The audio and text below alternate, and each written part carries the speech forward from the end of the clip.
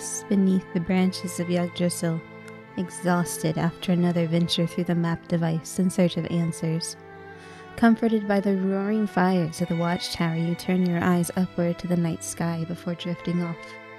As you dream, the device reaches into your mind and pulls you through to a long-forgotten place. There's a sharp pain rolling down your back, tearing you from your slumber, and as you turn to face the threat with bleary eyes, you realize that you are no longer home.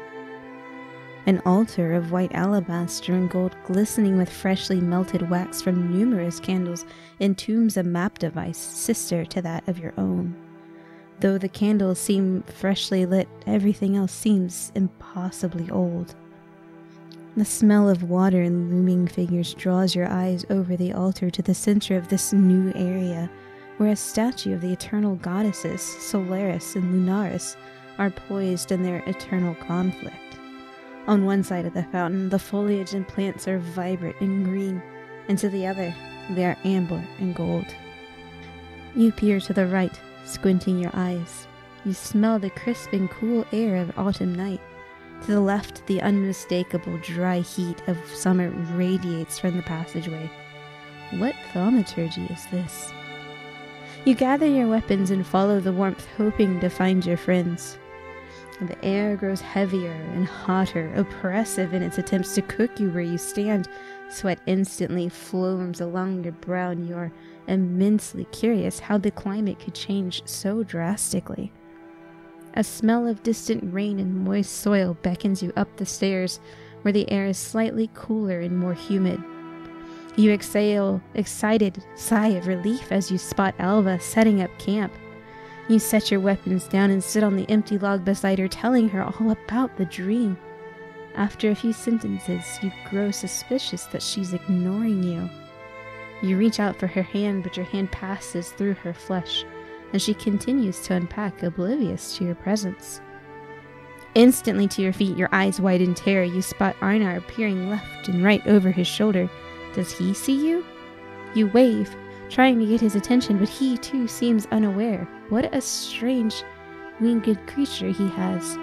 You've never seen anything like it before. You glance beyond him to a giant wooden door locked shut. The mystery of what lies beyond will have to wait. You quickly descend from the pleasant spring climate back to that of summer, and the sight of Zana, ever lost in her studies, brings you a small degree of comfort in this strange place. The panic gripping you sets your pace at a jog as you cross the room in front of the statue, heading towards the cool air. The autumn air passes over your summer-warmed flesh and provides, for now, at least some relief. The trees here are vibrant hues of red and orange and yellow and brown in transition, as they are in Oriath during the fall. A light and scattering pattering of snow graces the cobblestones here, and you find yourself at the base of yet another staircase. You pull your cloak around you tightly as a blast of Arctic air howls down the staircase and makes you wince. Cresting the stairs, you see Nico's shabby tent nestled back into the dark trees. Nico finds comfort in cold and dark places. With no mineshaft in sight, you know he must be itching to return to the ground. June seems to be studying some text as fresh snow falls all around her. Another door, exactly as the other, bars you from going any further. What is this place? How can it contain all 4 seasons in such close proximity, each perfectly balanced and occupying its own space? You follow the walled structure of the doorway with your eyes and see that there seems to be another entrance behind the Internal Sisters. Eager to escape the cold, the crunch of snow under your boots gives way to the sound of leather slapping stone as you descend from winter to autumn. Once again you see Xana across the way flipping through a book, deep in thought. You just have to stay calm, she can figure this out. You pass under the stone arches into what must be a small place of worship or gathering. The incense stings your eyes as you peer cautiously around the room. A fountain similar to the one you first saw sits opposite of the room.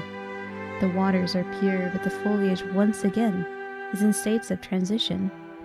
You see an inscription under some lit candles in the center of the fountain, and you make your way up the marble steps to peer at it, desperate for answers. You begin to read the inscription, but something seems off. You peer again at the words, thinking maybe you've misread something, but the growing sense of unease continues to build in your unconscious, sending visceral signals of panic and alarm to the forefront of your mind. You stop reading the inscription, fear gripping your heart. The entire room, the candles, the trees, everything had a reflection, but you did not. With a shout of terror at your missing reflection, reality dissolves around you and you push yourself up from the familiar wooden floor. The gears and mechanics of the tower lift are bringing someone or something up the lift. Unsure if you are still dreaming, you grip your weapon tight and hold your breath. Rising into the view is the unmistakable fiery hair of Zana, who reads the panicked expression written upon your face and draws her lips into a knowing smile. Still sane, exile? Hi, I'm Brittleknee, and this is my second hideout video. I wanted to continue the story I started when I narrated the Watchtower, so this was my attempt at tying the two stories together. The first part of this, I know, is likely a bit too much like Machinima and not so much a hideout preview, so here's the grand tour.